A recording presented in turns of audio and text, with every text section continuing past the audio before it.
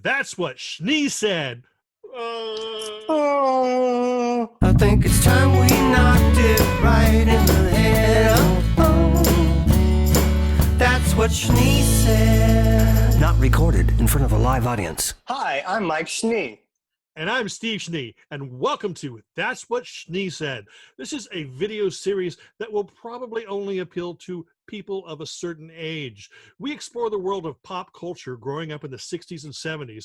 Many of you who grew up with siblings share the same types of experiences, and we hope that our memories are of a far more innocent time will inspire you to reach out to your siblings and slap them in the face. We're doing this series of videos not because we think we're special. We're doing it to have fun. These are our stories, and we hope that you can relate. Our memories may differ about certain subjects, but that's just because my brother is way more stupider than I look. You're an idiot. I think my youngest memory, we went to the drive-in with mom and dad and you, me, and Dana, because Kristen wasn't born yet, 1968, and we saw Bonnie and Clyde. Yeah. Now, I remember Bonnie and Clyde starting, and I fell asleep. I was 5 years old, fell asleep. And I remember waking up as dad was putting the speaker out on the hook or whatever, and he was backing up. And I remember seeing that shot of the camera through the bullet hole. I remember seeing that on the big screen. If a spoiler alert, Bonnie and Clyde die at the end.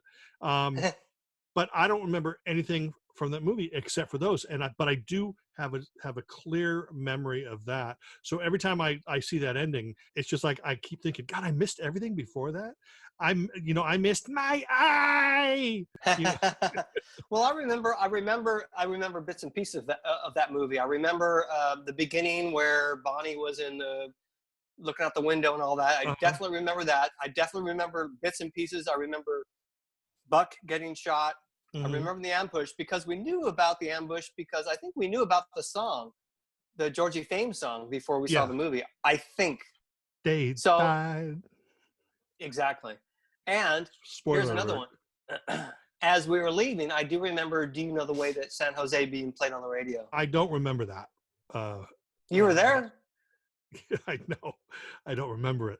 But you and I have a distinct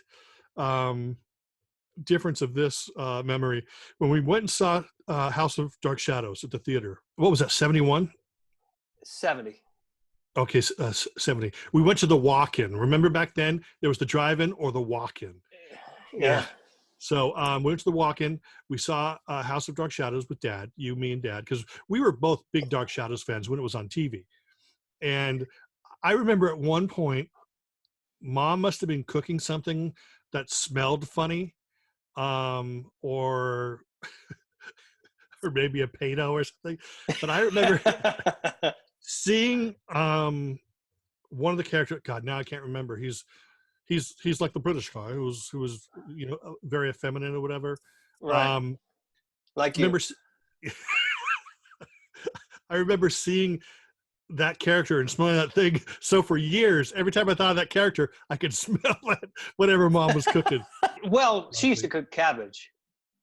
Oh, that's probably what it was. Do you remember that? So, yeah. So it's probably the guy from Dark Shadows. Not like cabbage. And are you referring to when we got home from the movie that day? No, okay. No. This is when we would watch it on TV. The only thing I remember from the TV show was when Quentin. Yeah. He was a werewolf. Yeah, a werewolf, right? Later in the episodes, he had some kind of something. I remember those episodes, and that was, I think, before we saw House of Dark Shadows. But House of Dark Shadows was a weird thing because it was a movie that had tons of blood. We loved blood and gore and all that, but the TV show never had that, so it had a different vibe. It was a Hammer film vibe. No, I was just saying that it was like Hammer movies were doing really well. So if you think about it, though, we didn't even think twice about the fact that it was a soap opera that was no a vampire soap opera. Yeah, it seemed like a normal thing. Right, but so here's my thing. We went to see the movie Dark Shadows. Spoiler alert, Barnabas Collins is killed at the end of the movie. Now, let me tell you about this, though. I think that was the first movie that ever had a post-credit scene. You know how now all the Marvel movies has post-credit scenes and all that kind of stuff? Yeah. Do you remember? The post-credit scene is basically, I don't know. To me, okay, Dark Shadows. You know, I own it on DVD. So I've watched it a few times. It's not the greatest movie, but it's fantastic because it's Right. like it's a great horror movie.